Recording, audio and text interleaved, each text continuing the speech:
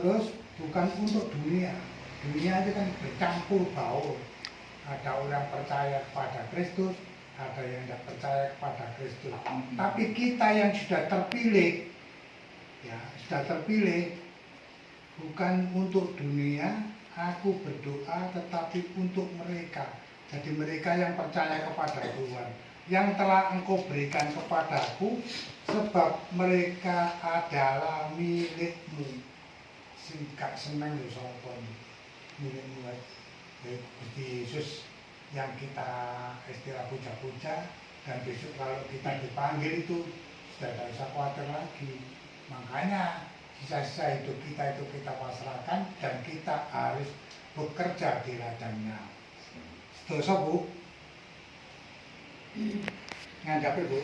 Sedoso. Dan segala milikku adalah milik-Mu, dan milik-Mu adalah milikku, dan aku telah dipermuliakan di dalam mereka. Ya, saya baca pelan-pelan.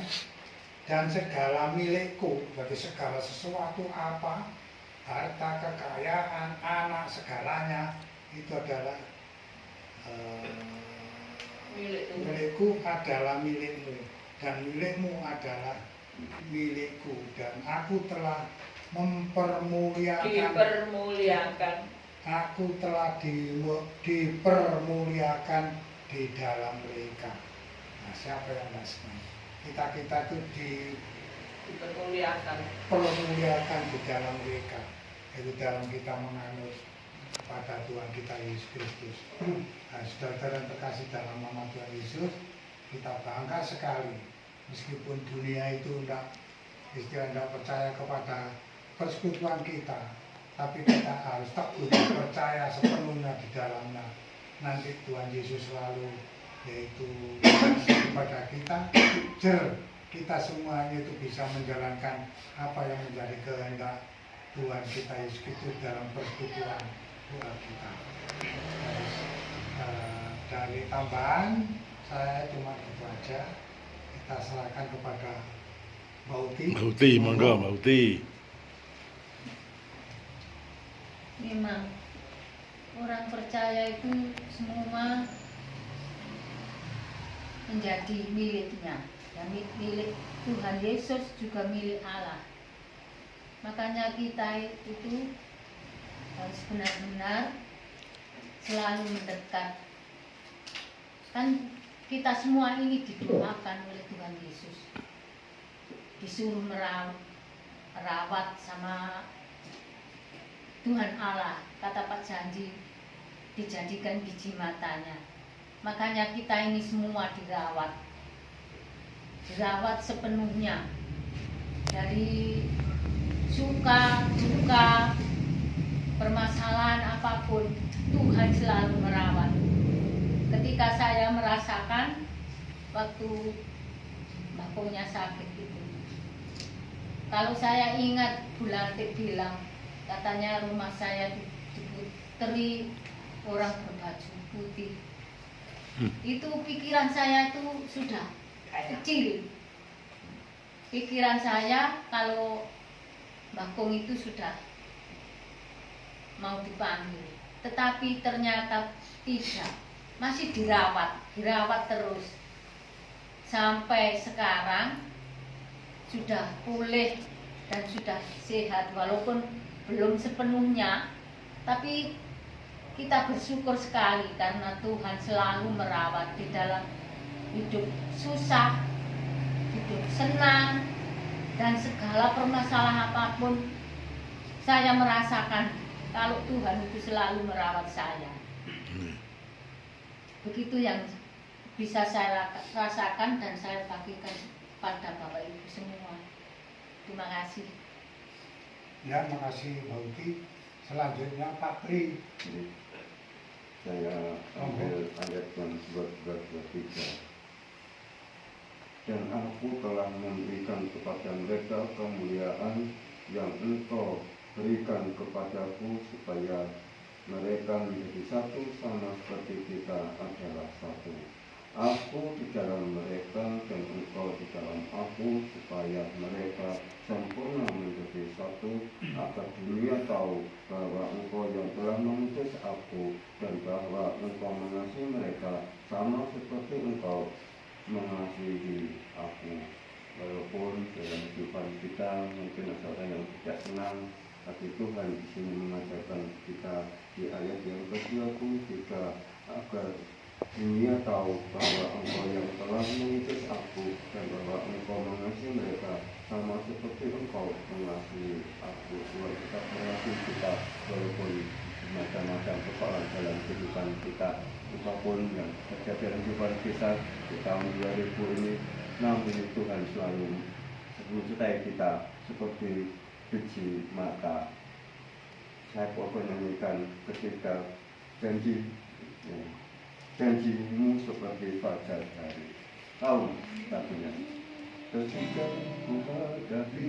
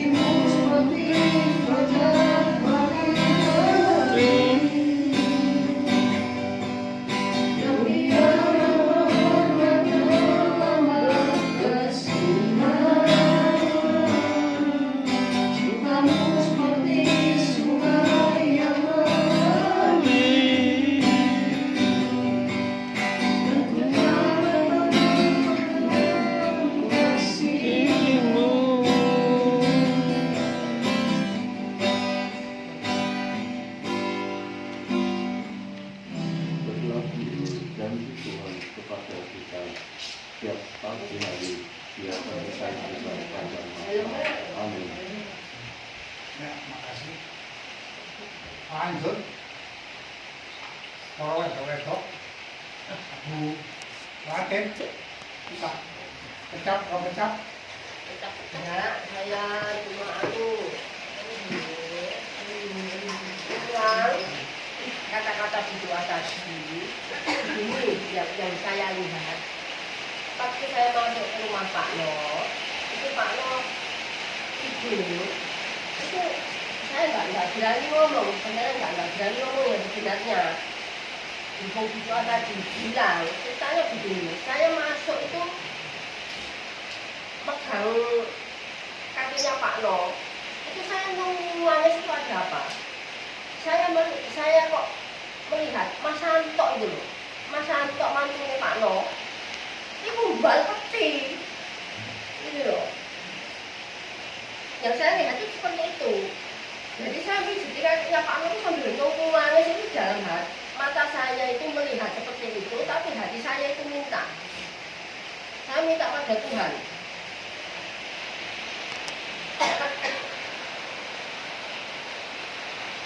Itu yang baru saya bilang itu. Sebenarnya Pak No itu punya kesempatan lagi yang bilang itu. Saya bilang Pak No itu kesempatan supaya Pak, kata tugasnya masih banyak. Saya nangis itu dalam hati itu berdoa seperti itu. Jadi saya minta supaya Pak No itu diberi kesempatan kembali. Saya ngomong sama Tuhan seperti itu. Saya ambil uang, saya ambil sini kita Pak No itu saya ngomong seperti itu sama Tuhan. Karena Pak No masih banyak tugas yang belum diselesaikan, yang bilang gitu. Pokoknya saya minta pada Tuhan supaya Pak No itu diberi kesempatan lagi bilang gitu.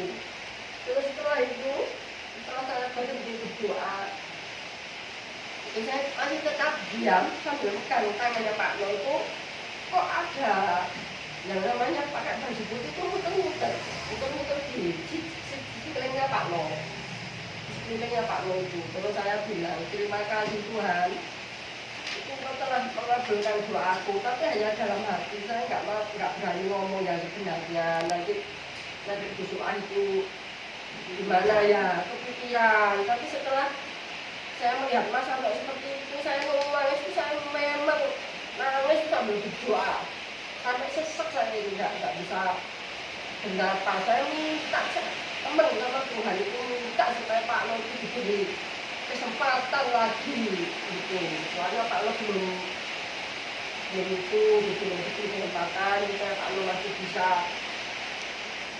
menyelesaikan tugas-tugasnya yang ada seperti itu berdoa. Jadinya setelah saya melihat Mas Santo ini kok membuat peti, saya minta sama Tuhan itu, akhirnya kok ada itu tadi yang putih-putih itu mengelilingi Pak Lo. Terus saya bilang, terima kasih Tuhan, supaya Tuhan itu memberi kesembuhan. Jadi yang namanya peti itu tidak mengambil Pak Lo, tidak jadi. Dia itu nyambangi gitu, melihat keadaannya Pak Lo.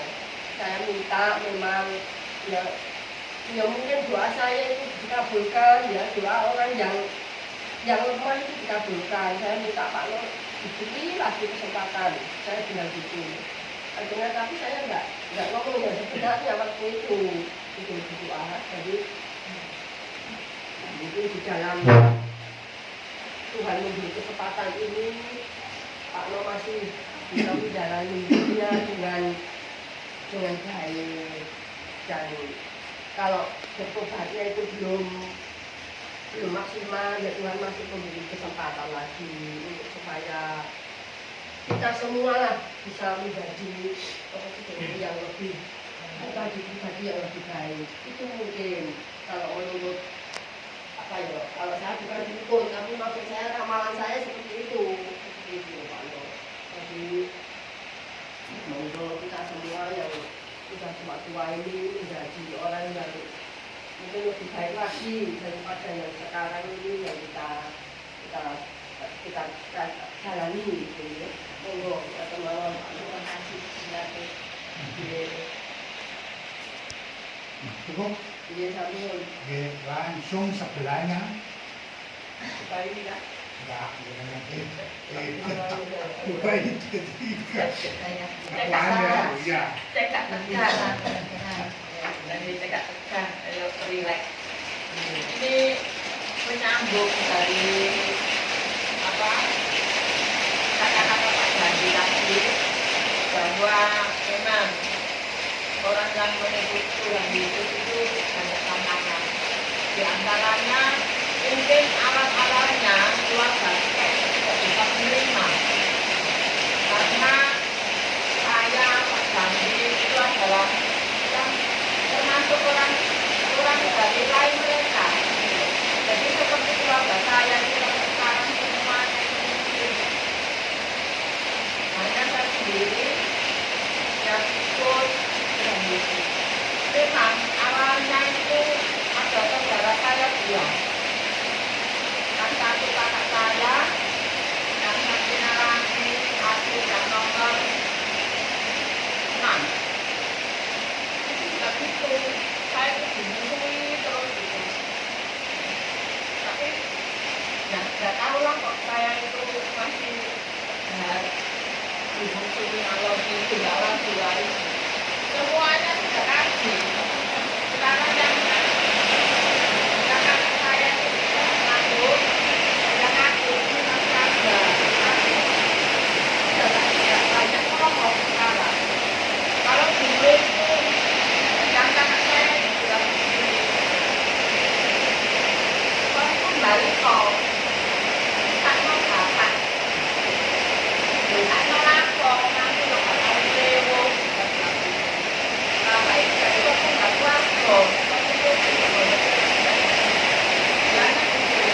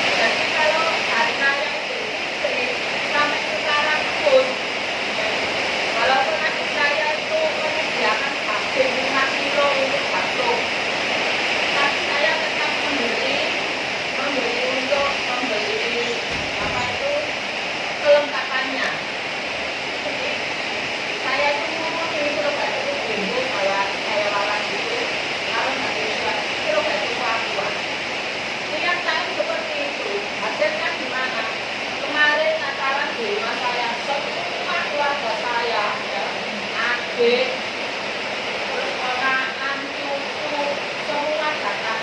Jumlahnya itu dihitung sama menantu saya 48 orang. Puji Tuhan. Membawa kendaraan itu semua bawa sendiri, itu 6 kendaraan. Lah persiapan saya itu, saya enggak siap segitu banyaknya. Saya itu membeli minyak 2 literan, itu 4 dus. Selain saya bagi-bagikan pada tetangga, terus gula itu juga gitu. Akhirnya ada yang enggak di rumah. Adik saya sendiri jumlahnya 3 yang datang kemarin ke rumah saya itu yang belum kebagian. Nah, kemarin itu tinggal 1 keluarga yang tidak datang karena dia di Batam. Hanya mengucapkan, Bude, maaf saya belum bisa pulang, nanti Januari saya pulang. Saya tuh senangnya bukan main. Katanya gini, semua saya gak kebuman, ini yang tak cukup. Saya itu pesen sate di Mojosari, ya, bukan di Dawat, soalnya sate Dawat itu kan kantil lah Mbak Sujeni. Saya pesan di sana. Memang harganya ya 2 kali, tapi tetap besar di sana kalau dibandingkan dengan 2 kali harga itu. Saya pesen 200 tusuk. Saya telepon, yang biasanya yang saya lari-lari kemana-mana itu namanya Tutik. Tik, Anton itu nek peseni sate menisok tak nanti. Yang mau tak telepon mau. Setelah itu telepon katanya, iya ada iso. Ya aku tukok 200 lagi.